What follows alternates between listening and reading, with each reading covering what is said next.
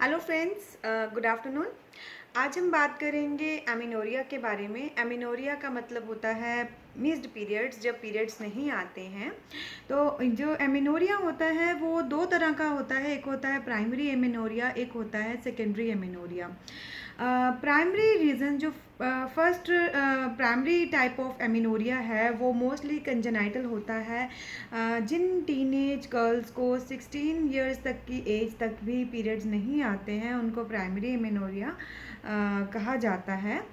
और जिनको पहले तो पीरियड्स आते होते हैं लेकिन due to some reasons, due to pregnancy और due to some other pathological conditions, किसी डिजीज़ की वजह से, हार्मोनल इम्बैलेंस की वजह से अगर पीरियड नहीं आता है या मिस हो जाता है, उसको हम कहते हैं सेकेंडरी एमिनोरिया। नॉर्मली अगर हम समझें तो नॉर्मल ब्लीडिंग के लिए, नॉर्मल मेंसेस के लिए 5 चीज़ें होनी ज़्यादा ज़रूरी है। उसमें आता है एक नॉर्मल फीमेल क्रोमोसोमल पैटर्न होना बहुत ज़रूरी है। एंड और हमारा हाइपोथैलेमस पिट्यूटरी ओवेरियन जो एक्सिस है हार्मोन्स का, वो पेटेंट होना ज़रूरी है। और यूट्रस का एनाटॉमिकली प्रेजेंट होना ज़रूरी है। और उसमें आउटफ्लो ट्रैक होना ज़रूरी है। और एंडोमेट्रियम जो है, यूट्रन की लाइनिंग है, वो रिस्पॉन्सिव होनी ज़रूरी है। और थायराइड ग्लैंड और एडिनल ग्लैंड की एक्टिव सपोर्ट ज़रूरी है।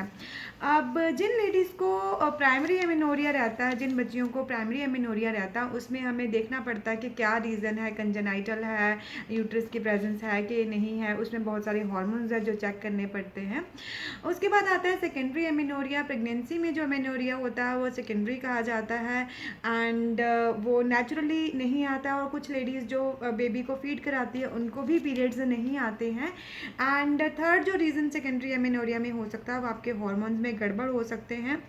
उसमें थायराइड ग्लैंड की प्रॉब्लम हो सकती है, हाइपोथैलेमस की प्रॉब्लम हो सकती है, पीसीओडी की प्रॉब्लम हो सकती है। और अकॉर्डिंग टू उसके ट्रीटमेंट की जाती है।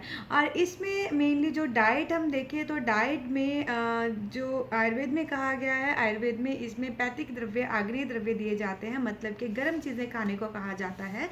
एक बहुत ही अच्छा योग है जो आप यूज़ कर सकते हैं। काले तिल, काली जीरा और गुड़, इनको मिला के आप रेगुलरली यूज़ करें।